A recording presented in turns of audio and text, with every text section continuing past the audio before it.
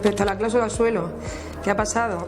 Bueno, la cláusula suelo es una cláusula que se ha incluido en los préstamos hipotecarios, muchos préstamos hipotecarios, para limitar la bajada del tipo de interés. O sea, los préstamos a tipo de interés variable, pues se preveía que se iba a hacer la revisión con un tipo de referencia que aparecía publicado por el Banco de España, que según las hipotecas pues era el Euribor o era otro índice de referencia diferente, al que se le sumaba un diferencial, un determinado porcentaje. Cuando en muchas hipotecas se incluía una cláusula en virtud de la cual, si como consecuencia de la revisión el tipo de interés resultaba por debajo de un determinado tipo, se aplicaba ese mínimo, se aplicaba ese tipo. O sea, no podía bajar más abajo, o sea, no podía reducirse el tipo de interés por debajo de un tipo mínimo. Las cláusulas suelo se venían incluyendo en los préstamos hipotecarios en muchas ocasiones y no habían ocasionado mayor problema. Lo que pasa es que a partir de noviembre del 2009 el Euribor empezó a bajar y como consecuencia de eso pues la revisión del tipo de interés empezó a dar como consecuencia tipos de interés por debajo del 3, que era el mínimo que solían tener las hipotecas. Luego eso añadido a la crisis pues determinó que había mucha gente que no podía pagar sus préstamos hipotecarios, las cuotas del préstamo hipotecario que habrían sido más bajas de no tener esa cláusula suelo.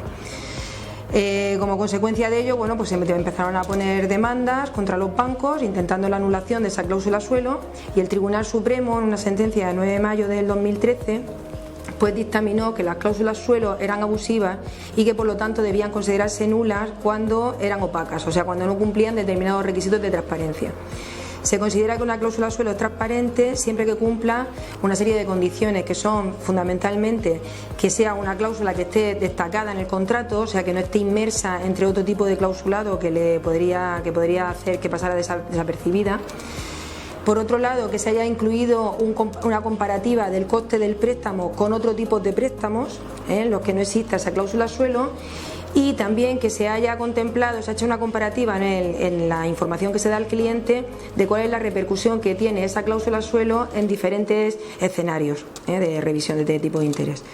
Entonces, cuando no se cumplen esas condiciones, se considera que la cláusula suelo no es lo suficientemente transparente y que por lo tanto es nula. Entonces, a partir del 9 de mayo del 2013, el Tribunal Supremo dictaminó que todos los bancos tenían que restituir los intereses que se hubieran cobrado de más como consecuencia de esas cláusulas suelo. El problema que ahora hay sobre la mesa es el tema de la retroactividad. O sea, hubo un juzgado de lo mercantil de Granada que elevó una cuestión al Tribunal de Justicia Europeo argumentando que si las cláusulas en suelo eran totalmente nulas, pues por lo tanto los bancos tenían que restituir todas las cantidades cobradas de más desde el momento de la constitución del préstamo, aunque hubiera sido con anterioridad a esa fecha de 9 de mayo del 2013, de la sentencia. Entonces esa cuestión está pendiente de resolución. Lo último que ha acontecido fue que el 24 de octubre la Comisión elevó un informe al Tribunal de Justicia Europeo argumentando que sí que efectivamente debía estimarse la retroactividad de la nulidad, es decir, que todos los bancos tenían que restituir todo lo que hubieran cobrado de más como consecuencia de las cláusulas suelo desde el inicio del préstamo, con anterioridad al 9 de mayo del 2013.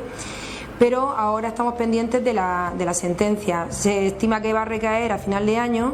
Pasa que hay bastante expectación porque ahora en el mes de julio el equivalente al abogado del Estado tiene que elevar el informe acerca del tema y normalmente ese informe suele ser determinante de la resolución. Entonces está a la espera a ver qué va a dictaminar este órgano para ver cuál puede ser la resolución.